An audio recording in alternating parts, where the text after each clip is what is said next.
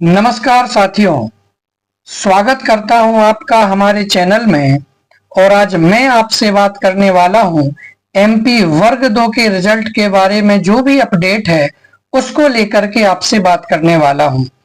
Thumbnail आप सभी ने देख ही लिया होगा, पढ़ लिया होगा कि एमपी वर्ग 2 रिजल्ट पर रोक। क्या एमपी वर्ग 2 की भर्ती अटक जाएगी और वर्ग 2 के अभ्यर्थियों को अब क्या करना चाहिए? तो देखिए, एमपी वर्ग 2 के रिजल्ट पर रोक को लेकर के यदि बात की जाए तो इसके ऊपर कोई भी रोक लगने वाली नहीं है। क्यों? रोक लगने की अटकलें कल लगाई जा रही थी क्योंकि जो संस्कृत विषय के अभ्यर्थी थे उन्होंने हाई कोर्ट में एक केस कर दिया था, एक केस दायर किया था। और केस दायर करने का मुद्दा ये था कि इन्होंने संस्कृत में सह विषय को मान्यता नहीं दी है। यानी कि इन्होंने संस्कृत व्याकरण को मान्य किया, संस्कृत साहित्य को मान्य नहीं किया, ज्योतिष इत्यादि जो संस्कृत के अंतर्गत जो विषय आते हैं उनको मान्य नहीं किया गया था। ऐसा करके उन्होंने एक केस फाइल कर दिया था। तो जिसको लगा करके अटकलें लगाई जा रही थी कि हो सकता है कि शायद एमपी वर्ग 2 का रिजल्ट रोक दिया जाए। लेकिन आपको दो बातें क्लियर करना चाहूंगा। सबसे पहली बात तो ये है कि यदि इस पर रोक लगाया भी जाता तो तब तक के लिए जब तक कि इस पर कोई सुनवाई नहीं हो जाती, और सुनवाई आपकी 10 से 15 दिन के अंदर ही पूरी हो जानी थी, इसलिए ये कोई मसला ही नहीं होने वाला था। दूसरी बात यदि रिजल्ट के ऊपर अपन करें तो दूसरी बात यह है कि जिस विषय को लेकर के इन्होंने केस किया है, भले ही ईएसबी ने जो रूल बुक वर्ग 2 की आई थी उसमें इस बारे में स्पष्टीकरण नहीं दिया हो, लेकिन एक अलग से नोटिस निकाल करके संस्कृत और गणित विषय को लेकर के ईएसबी ने एक क्लियर कर दिया था कि संस्कृत विषय में संस्कृत साहित्य के अतिरिक्त संस्कृत व्याकरण भी मान्य होगा या फिर संस्कृत व्याकरण के अतिरिक्त संस्कृत साहित्य भी मान्य होगा। तो जिन भी अभ्यर्थियों को कंफ्यूजन हो रहा था उस सारे के सारे कंफ्यूजन पर वही रोक लग गई थी और वही विराम लग जाना चाहिए था। इसी प्रकार का स्पष्टीकरण ईएसबी ने गणित विषय के अंतर्गत किया था, लेकिन केस केवल संस्कृत विषय के अभ्यर्थियों ने किया है। इस पर अभी बात करना जरूरी है। तो इसलिए जब ईएसबी की तरफ से क्लियर कर दिया गया था, क्लियर कट बात कह दी गई थी, तो वर्ग 2 के रिजल्ट पर रोक लगने वाली तो बिल्कुल भी नहीं है। भले ही आप केस कितना भी फाइल कर दीजिए, ईएसबी की तरफ से भी जो जवाब दिया जाएगा उसके तरफ से फैसला ईएसबी की तरफ ही आने वाला है। और अगली बात मैं आपसे करूं कि जो भी अभ्यर्थी कोर्ट केस वगैरह करते हैं, माफ करना लेकिन आपके सामने ये बात कह रहा हूं कि दिसंबर लास्ट में यानी 31 दिसंबर को नोटिफिकेशन आपको दे दिया गया था, या 1 जनवरी को आपने देखा था, तो 1 जनवरी मान लीजिए। उसके बाद रूल बुक आ गई, फॉर्म भर गए, फॉर्म भरने की तिथि भी आगे बढ़ गई, लेकिन तब भी आप लोगों ने इस बात को लेकर के कोई मुद्दा नहीं उठाया। और जब रिजल्ट आने की बारी आ जाती है तो यदि आप ऐसा करते हैं तो इसमें और अभ्यर्थियों का समय खराब होता है, आपके भी समय की बर्बादी होती है।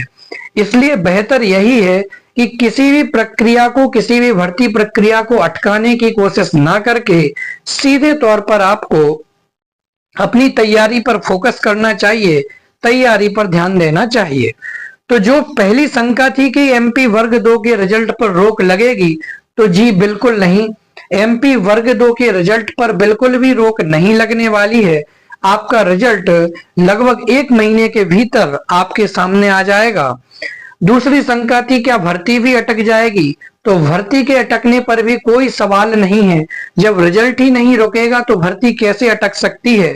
हाँ, पदों को लेकर के जरूर कुछ संशय बना रह सकता है कि पद वृद्धि होगी या नहीं, लेकिन आपकी अभी जो भर्ती प्रक्रिया है वो तो नियमित होगी, वो चालू रहेगी। वर्ग 2 के अभ्यर्थी अब क्या करें? तो परेशान होने की जरूरत नहीं है। जिन भी अभ्यर्थियों को लगता है कि वे सेफ जोन में हैं, उनके अच्छे नंबर आए हैं, तो उनको निश्चित तौर पर अपनी डॉक्यूमेंट को इकट्ठा करना चाहिए। उनके डॉक्यूमेंट में यदि कोई गलती होती है तो उसमें सुधार कराना चाहिए। उसमें क्या सुधार होने की गुंजाइश है, वो सारे के सारे आपको डॉक्यूमेंट इकट्ठे करना है, उसमें सुधार करना है। लेकिन जिन भी अभ्यर्थियों को लगता है कि उनके कम नंबर आए हैं, उनका सिलेक्शन होने की उम्मीद बिल्कुल भी नहीं है, तो ऐसे अभ्यर्थियों को क्या करना चाहिए? तो देखिए, यदि आपने सीटेट पास किया हुआ है तो अभी आपके सामने केंद्रीय विद्यालयों की भर्ती आपके सामने खड़ी हुई है, क्योंकि पोस्ट को लेकर के तो एक नोटिफिकेशन आ चुका है, अब फॉर्म भरने की देरी है, इसलिए आप इसके पुरानी सिलेबस को उठा करके अपनी तैयारी प्रारंभ कर दें और बहुत अच्छी वैकेंसी होने वाली है, तो आप उसकी तैयारी जरूर करें। सारे संकल्प विकल्पों को विराम देकर के आप केंद्रीय विद्यालय की तैयारी में लग जाएं। जिस भी विद्यार्थी ने DSSB जो दिल्ली शिक्षा विभाग में जो भर्तियां होती हैं उसके फॉर्म भरे हो, आप उसकी भी तैयारी कर सकते हैं। उत्तर प्रदेश की भी जो 2022 के फॉर्म थे उसके पेपर अगस्त माह में होने वाले हैं, तो आप उसकी भी तैयारी कर सकते हैं। लेकिन बस बात इतनी है कि आप जो भी तैयारी करते हैं उसको बड़ी शिद्दत के साथ तैयारी करें, तो निश्चित रूप से आपको फायदा होगा और होने ही वाला है। तो इस प्रकार से MP वर्ग 2 के रिजल्ट पर कोई रोक नहीं लगी है, ना ये भर्ती अटकेगी। और वर्ग 2 के जिन भी अभ्यर्थियों का सिलेक्शन हो चुका है, जिनको लगता है वे सेफ जोन में हैं, वे अपने पास में सारे डॉक्यूमेंट का मिलान कर लेवें। यदि कोई डॉक्यूमेंट में कमी है तो उसे बनवा लेवें, और यदि कोई डॉक्यूमेंट में त्रुटि होती है तो उसमें सुधार अवश्य कर लेवें। अब आपका सिलेक्शन कोई नहीं रोक सकता है और भर्ती प्रक्रिया पर भी कोई रोक नहीं लगने वाली है।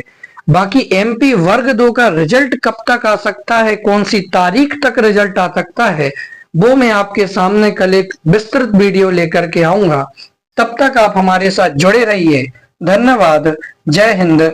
वंदे मातरम।